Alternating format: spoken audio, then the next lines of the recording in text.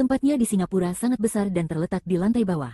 Setelah saya datang dan duduk di belakang, dia mengatakan bahwa itu bukan tempat saya.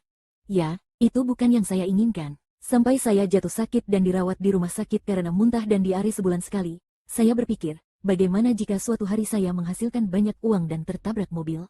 Jika aku pergi seperti ini, bukankah hidupku akan sia-sia? Ketika saya melihat bahwa Ganoderma lucidum sangat bagus, saya mulai menghadiri konferensi dan membahas Ganoderma lucidum. Saya berpikir jika Ganoderma lucidum sangat bagus, mengapa tidak membagikannya kepada banyak orang? Sakit itu sangat menyakitkan, tahu? Karena kami telah menempuh jalan itu, saya merasa ayah saya sangat tidak berdaya ketika dirawat di rumah sakit dan di ICU, tetapi ia diselamatkan oleh Ganoderma lucidum. Jadi, jika Ganoderma memang bagus, mengapa tidak membantu orang lain?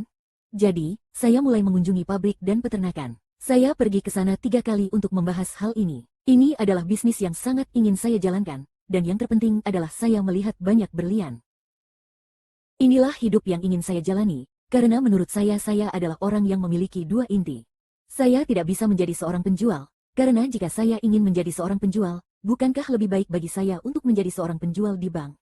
Karena komisinya lebih tinggi, kalau saya mengerjakan pekerjaan dual core, saya harus berorganisasi, saya harus mengajak lebih banyak orang untuk bekerja bagi saya, lalu mengubah 24 jam menjadi 240 jam, 2400 jam menjadi lebih banyak lagi, sehingga saya bisa bereplikasi, dan sehingga saya bisa mempunyai waktu luang. Inilah filosofi saya.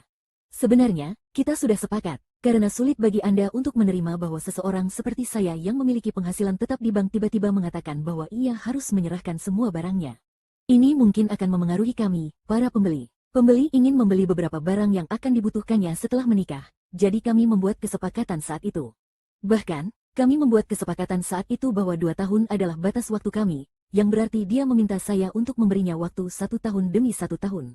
Saya juga mengatakan kepadanya bahwa jika tidak memungkinkan untuk menjalankan bisnis ini, kita akan berhenti dan mencari pekerjaan lain karena kamu tidak akan mampu menghidupi kami.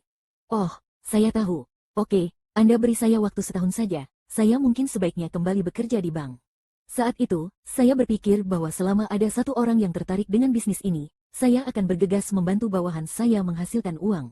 Inilah kunci dia bertahan. Sejak pasangan berlian ganda Yan Yixin dan Ruan Huiqiang mulai bekerja penuh waktu di bisnis Suang Kren, mereka telah mencapai impian seumur hidup mereka.